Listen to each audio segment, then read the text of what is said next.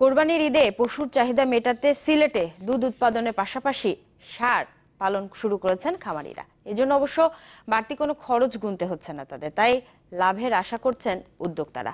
আর ষাঁড় পালনের এই বিষয়টিকে ইতিবাচক হিসেবেই দেখছেন জেলা প্রাণী সম্পদ কর্মকর্তা।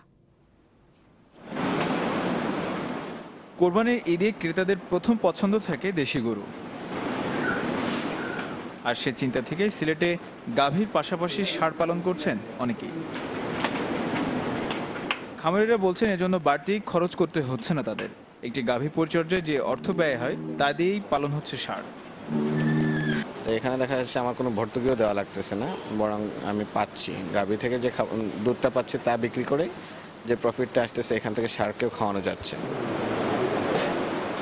সিলেটে আছে অনেক চা বাগান, সেখানে সবুজ ঘাসও জন্মে প্রচুর। খাবারের চাহিদা পূরণ হচ্ছে এখান থেকে, ফলে মোটা তাজাকরণে ব্যবহার করতে হচ্ছে না কোনো ওষুধ। ক্রেতারাও পাচ্ছেন ভেজাল মুক্ত মাংস। অন্য ধরনের বাড়তি কোনো খাবার নাই। আর ঘাস হইল আমাদের তো এখানে বাগান আছে, চার বাগান, ওই ধরনের যে বাগানে যেসব গাছগুলো আছে ওইগুলাই খাবাই আমরা। এরা কোনো মেডিসিন খাবার খাবায় না, লোকাল খাবার খাবায়।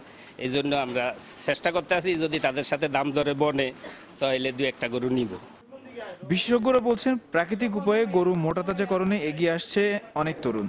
এতে বেকার সমস্যার পাশাপাশি রুষ্টপুষ্ট ষাঁড়ও পাচ্ছেন ক্রেতারা। যারা বেকার যুবক আছে তাদের জন্য একটা খুবই এটা, যারা যুব উন্নয়নের ট্রেনিং দেয়, চাকরি পাচ্ছে না, বেকারত্ব সমস্যার সমাধান করার জন্য এই ধরনের প্রকল্প গরু মোটা তাজাকরণের সিলেটে অনেকেই করছে। গাভীর খাবারটা যদি আপনি ষাঁড় গরুরে খাওয়ান তাহলে তার ওজন বেশি বৃদ্ধি পাবে, এবং যেহেতু মাংসের দাম বেশি এখন গাভীর চেয়ে এখন ষাঁড় পালা অনেক লাভজনক। সিলেটে এবার কোরবানির চাহিদা মেটাতে বিভাগ জুড়ে প্রস্তুত আছে প্রায় 3 লাখ পশু। Desk report, channel 24।